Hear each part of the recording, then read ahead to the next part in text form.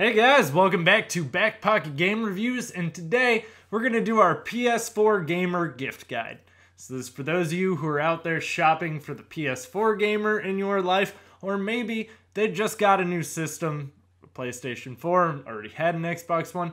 This is just some ideas of what you could get them to make their Christmas a little better. First up on the list, because it's going to be the least exciting for them to get, but the one thing that they typically don't want to have to pay for is a year of PSN. A year of it will set you back about $60, whereas unless you find it on sale during Black Friday, I believe some people will have it for like $10 off, so $50. Unless you wanted to buy them like 3 months or another interval, that's also a way you could go about this, but most people don't really like having to pay for PSN. So that's why this is the tail end of my list. It's also the least exciting item that they could get off of it. So next up would be a controller charging station. I personally have the PlayStation branded one right here, which is actually a Move charger just repurposed. So this actually will charge your PlayStation Move controllers. So if you happen to have a PSVR, this will charge your regular and your Move controllers, making it even nicer because it's dual purpose. But the way this works is you have these little dongles right here, and they just plug right into the micro USB, and then you set it down in the slot, and then it charges. So I can do 2 controllers. It's what I use. It works really well for me. And then I don't typically leave the little orb on when I'm gaming, just because I don't really like it being back there, and sometimes it just randomly falls off if you move. So I don't leave it on there. But it'll also do, as I said, the Move stuff for PSVR, making it very dual purpose and decently, practical of a gift. Now, next up on the list is where we're going to start to get into the little bit more fun and things people are going to enjoy, would be a gaming headset. Specifically, if you are a Sony owner, I would recommend getting them either the PlayStation Gold headset or the PlayStation Platinum headset, both of which are wireless and both of which work really well and have surround sound. My only complaint about the PlayStation wireless headsets is the microphone is a bit lacking, so if they do like to live stream, this isn't really going to be the ideal headset. You'll want to look for something with a slightly better microphone, whether it be a Turtle Beach, something that has some kind of drop-down boom, because the mic is actually a little slotted hole on the bottom of the ear cups on these. But they do have different programmable settings. Sometimes we have a lot of stuff going on around us. I have kids. Sometimes I want to be able to play my game and be immersed, and the only way I can do that is to toss on a headset. Now, the reason why I like these guys specifically is not just their ease of use or the fact that it is a first-party accessory that is made very well. It's also the fact that they work very comfortably with my glasses. If you have glasses, that is a huge complaint that a lot of people have with different headsets, is what fits comfortably with glasses. Turtle Beach tends to put too much pressure on my glasses, so I tend to not buy Turtle Beach products. So that's kind of my recommendation. The leather on these are very soft, it's very easy to put on, and it doesn't really apply an uncomfortable amount of pressure like some of the other headsets on the market do. It also, again, has programmable presets, so if I'm playing Uncharted, I can automatically have it tweak the audio for me by going into the app and just setting it to that default setting while I'm playing that game. So that is a very nice headset, and I do recommend the Gold or the Platinum. The Gold is typically cheaper at around $100. I believe I picked mine up last Black Friday for around $40. So keep your eye out on Black Friday. It could be one of those sales that just isn't really advertised. And again, it's a very solid headset to have.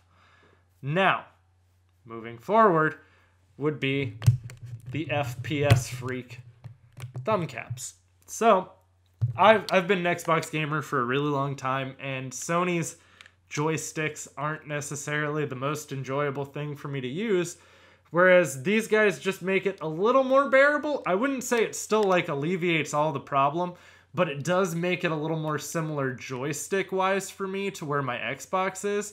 These specifically are the CQC model, so there are different heights depending on different play styles for you that will either heighten the joysticks a lot or maybe just a little bit.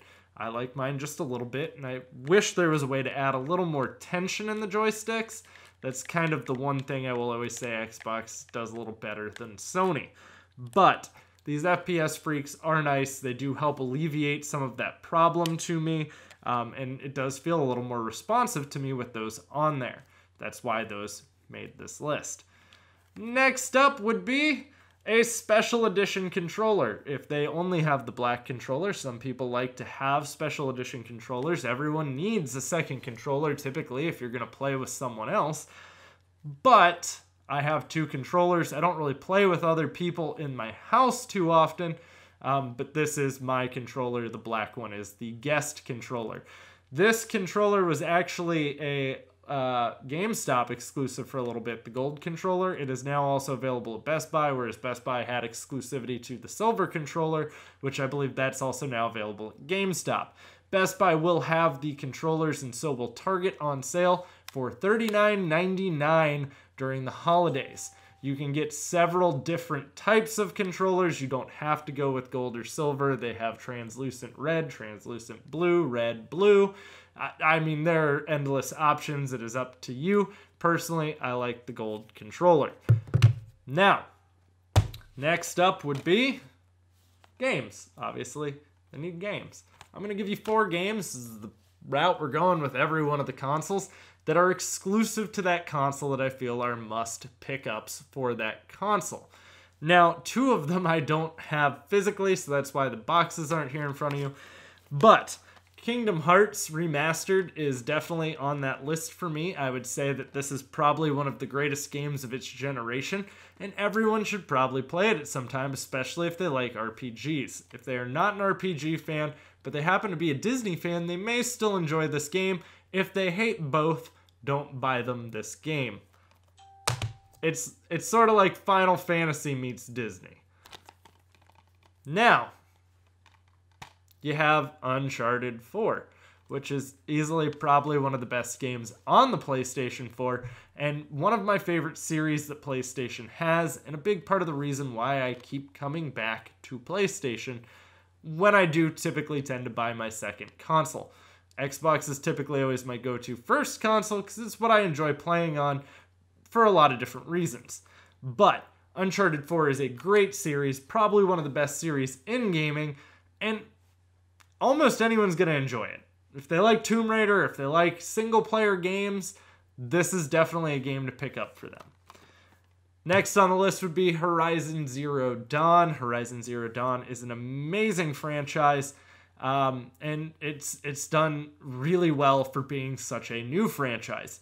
Unfortunately, it came out at the beginning of the year, so it's probably not fresh in a lot of people's minds, and it was made by Guerrilla Games, who normally makes the Killzone series, and this is their first venture outside of that for PlayStation.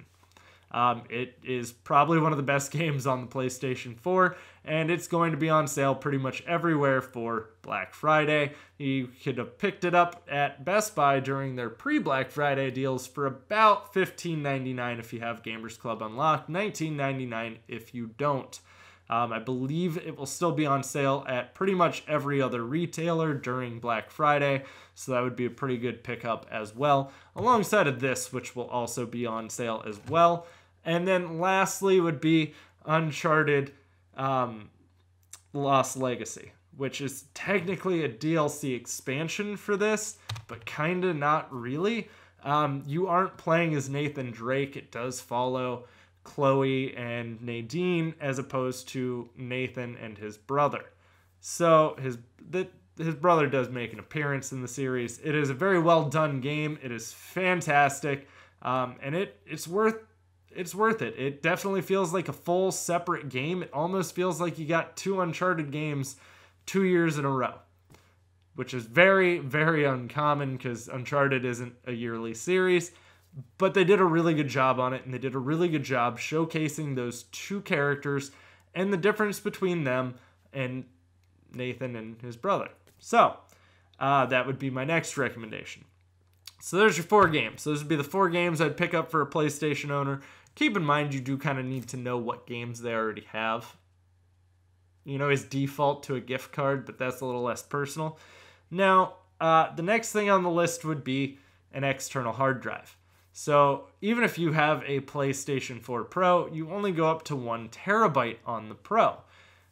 It's very easy to plug in an external drive and have that run. I personally have a Western Digital 2 terabyte my Passport hooked up to my PlayStation 4 Pro, and a 3 terabyte MyBook hooked up to my Xbox One X.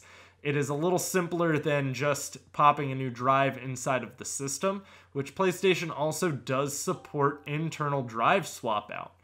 But the external is going to be a little more simplistic, and it's going to be a little more plug and play. If they want to repurpose it and use it for something else later on down the line, they can as well. That's why I tend to like external storage, which is also cheaper per gigabyte than internal storage tends to be. Mostly because then you're paying a markup and you're also paying because it was installed. There are a lot of convenience fees to internal storage.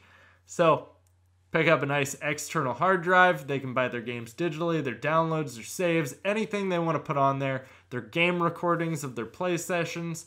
All of that is something they can then get. Now, lastly on this list, and something I don't have to show you because I prefer first-party controllers, but custom controllers have become quite a nice thing and something a lot of people like.